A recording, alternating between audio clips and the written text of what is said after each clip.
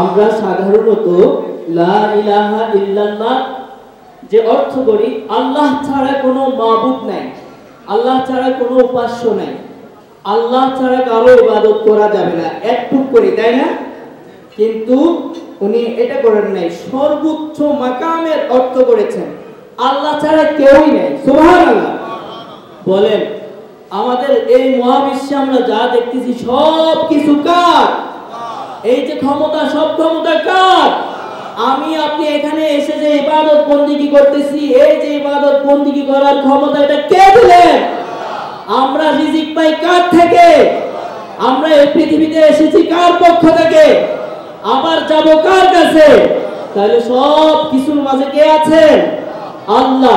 আল্লাহ ছাড়া আমাদের কেউ নেই আসলে। যদিও আপনার মনে হতে পারে, আমার মনে হতে পারে আমি বড় জ্ঞানী, আমি বড় ক্ষমতাবান, আমার অনেক সম্পদ রয়েছে, আমি বড় পীর সাহেব, আমি বড় ক্ষমতাবান, আমি বড় প্রধানমন্ত্রী, আমি গোটা বিশ্বকে চালাই। আসলে কিচ্ছু না, মুহূর্তের মধ্যে আমি নাই হয়ে যাব। ঠিক কিনা বলেন?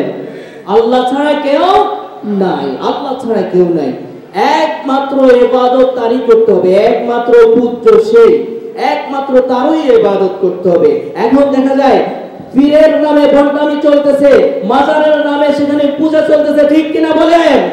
কিন্তু আলহামদুলিল্লাহ শাহপুর দরবার এই ধরনের ভণ্ডামি এবং পূজা থেকে সম্পূর্ণ মুক্ত। আলহামদুলিল্লাহ, যেন কিয়ামত পর্যন্ত এই দরবার ভণ্ডামি এবং পূজা থেকে মুক্ত থাকে।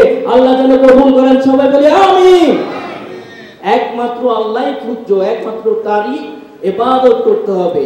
তারপরে প্রেম ভরে ধ্যানে গাও। লা ইলাহা ইল্লাল্লাহটাকে প্রেম ভরে ধ্যানে সুরে গাইতে হবে।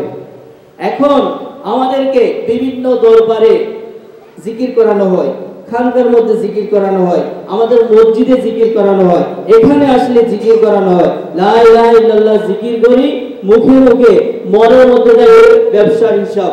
লা ইলাহা ইল্লাল্লাহ জিকির করি মুখে মুখে, মনের মধ্যে থাকে ঘরের মধ্যে একজনকে অসুস্থ রেখে আসছি। লা ইলাহা ইল্লাল্লাহ রেখে মুখে মুখে, মনের মধ্যে থাকে আগামীকাল গিয়ে কেমনে জানি কাজটা সমাধা দেব। লা ইলাহা ইল্লাল্লাহ থেকে মুখে মুখে, মনের মধ্যে থাকে আরেকজন। ঠিক কিনা বলেন? না, এইভাবে হবে না। মুর্শিদ কিবলা যেভাবে জিকির করতে বলেছেন যে নাভির নিচ থেকে লা টান দিয়ে কাপ পর্যন্ত আনতে হবে, সেখান থেকে ইলাহা টান দিয়ে মাথার মধ্যে আনতে হবে, সেখান থেকে ইল্লাল্লাহর ধাক্কা কলবের মধ্যে দিতে হবে। ঠিক কিনা বলেন? এইভাবে ধ্যান করে জিকির করতে হবে, এইভাবে ধ্যান করে জিকির করতে হবে। সাথে সাথে প্রেম থাকবে কার প্রতি? আল্লাহর প্রতি। প্রেম থাকবে কার প্রতি? প্রেম ভরে ধ্যানে গাও লা ইলাহা ইল্লাল্লাহ, লা ইলাহা ইল্লাল্লাহ।